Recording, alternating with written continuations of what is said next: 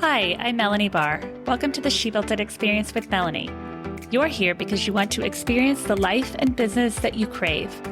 Join me as I talk to women who have successfully built it, a career and business that they love. We dive into the topic of how they built it and talk about everything from having the courage to make career leaps to the details of how to lead effectively, create successful teams, implement strategies for growth, and infuse tech innovation.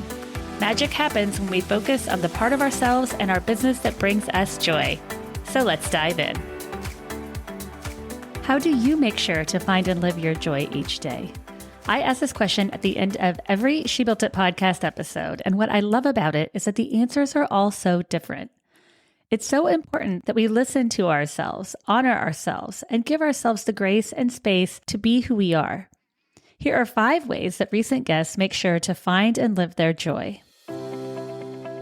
I love this question. I know it's such a big focus of what you talk about. And that's important because you are a more effective leader and a more effective business person, a better partner. You know, if you have a relationship, if you have a family, you are better all around when you are filling your own cup. It's so easy when we're chasing big goals and, building businesses to give ourselves the leftovers, to give everything we have to other people and to our business, and to have nothing left over to, actually fill yourself back up. And so for me, horseback riding is my biggest passion in life. I've been riding my whole life, and I typically go riding, I live in Chicago. So, I go an hour and a half outside the city to go ride, each direction. And usually Wednesdays and Saturdays are my days to go out to the barn. And for a long time, I went through this period where I was constantly canceling that Wednesday day. And it was the easiest thing to pull off my calendar when I was having a busy week or I needed to fit in a meeting. And I really had this moment of realizing the damage that I was doing to myself and to my business to take off of the calendar the biggest thing that is giving me joy. And so now I am so diligent about protecting that time and making sure that I can go do that each week. And it does allow me to show up better for my team, to show up better for my clients, and to really be so much more productive, every other day of the week. So I think it's so important. One way that I learned to find and live in my joy each day is practicing different acts of self-care. So whether that is journaling, whether that is eating some really good food, because I am a foodie and I love eating great food, or getting massages, going for walks and maybe not bringing my phone, being just intentional to be in tune with my environment. Just those things, I think. I call myself the self-care queen. I love people. I love talking to people. I love working with different people. I've never been a solopreneur, right? As much as I've been an entrepreneur, I've always built a team first. I truly get a lot of joy by working with the people that I get to work with every day.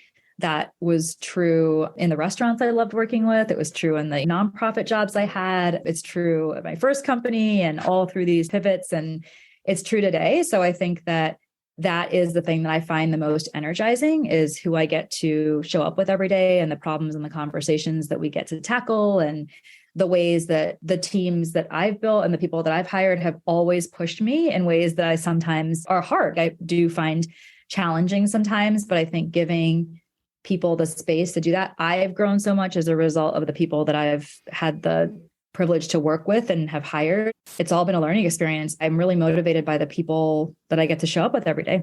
And that says a lot about you as a leader, to be able to create and build a successful team like that. I am spending more time with my daughter. That's what I was missing so much of. We switched roles on purpose.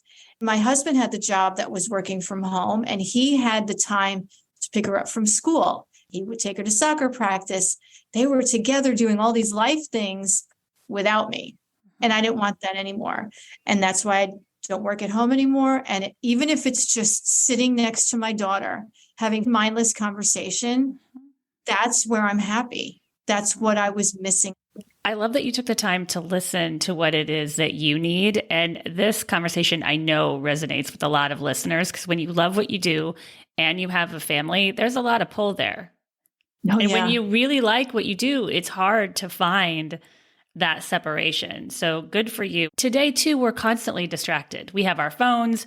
We don't take that downtime that we probably should. And I just had someone today say to me, well, you didn't respond to my text message. And I thought, I had put my phone away because I'm trying to be more intentional about maybe leaving my phone. I understand certain people can't do that if you're a doctor or you're on call, but I'll leave my phone in my home office for an hour and just not look at it to have that separation. So good for you for asking the questions too and looking inside yourself for what you want to be doing that you're not doing and how you can honor yourself.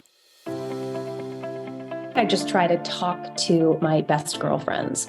They are some of the most empowering, stylish, loving, smart, funny, compassionate people I've ever met and will ever meet. Being an entrepreneur, I have control over my time. So I'll duck out for a coffee, have people over. I'll go quickly. Like this morning, one of my best friends is hosting a bachelorette party and she knows I love flowers in the New York City wholesale flower market. So I went with her at 8 a.m. to like help her pick things. And I was like, hey, how much are those? To the guy, like I got to keep her on budget. So right. The finance part of you.